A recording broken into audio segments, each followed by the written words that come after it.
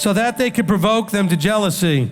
Jealousy from what? What's the jealousy factor here? What could Israel possibly be jealous of a Gentile about?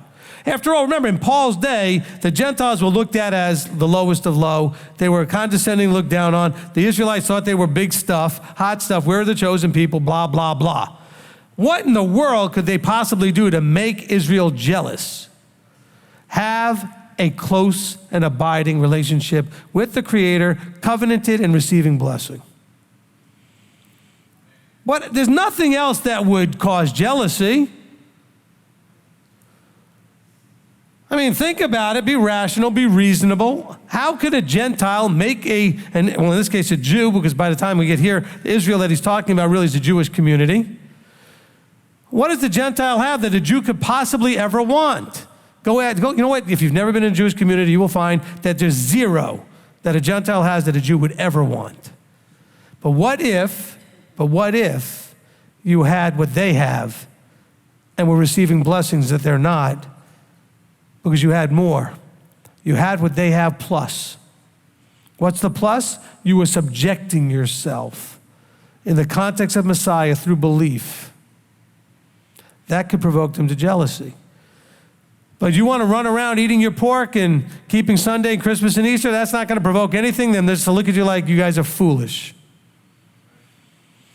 Actually, they probably won't even think of you as foolish because they figure that the Torah is only for them anyway. It's not for the Gentiles.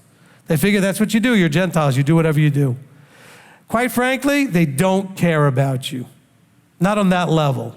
I'm not saying they don't care about you as a human being, but they really don't care about you from a spiritual point of view. They understand that they're called to do certain things, and they're focused on what they're supposed to do. Of course, they're doing it in their, establishing their own way of doing it. They're too focused on that from verse 3. And so that's really where the problem comes in, from chapter 10.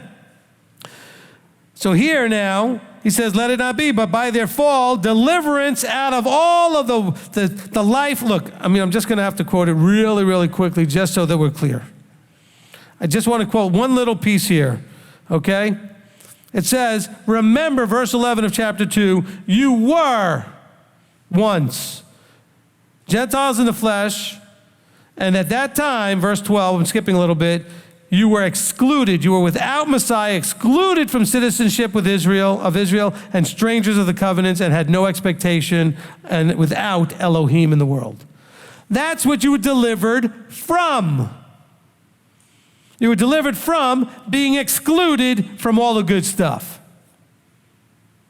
Don't forget, that's what Paul is talking about here. You weren't delivered from the law. Talking to people about where you were before you even knew there was a law. But because the Jews had dropped the ball and they had this deep sleep, it opened up the door for Elohim in trying to, making the good news go out to try to bring the restoration and, the prophesied return, that now that they're among Gentiles, guess what? He has to give that message to everybody because he doesn't, we don't have like Israel stamped on our heads so we know who's who. Okay, your tribe isn't tattooed on your arm, although some people have done that since, okay? But I'm just saying it's not like a birthmark or something that's what you are. And so the word goes out, the message goes out to everybody. This was part of the plan when Abraham was told, you will be the father of many Gentiles. Of many Gentiles. And Abraham was like, well, what's that all about? Remember, because Gentiles mean uncovenanted.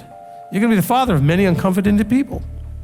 Because those covenanted, they're going to have the opportunity, those uncovenanted people, to become covenanted. That's what Paul's talking about when he keeps talking about circumcision and uncircumcision.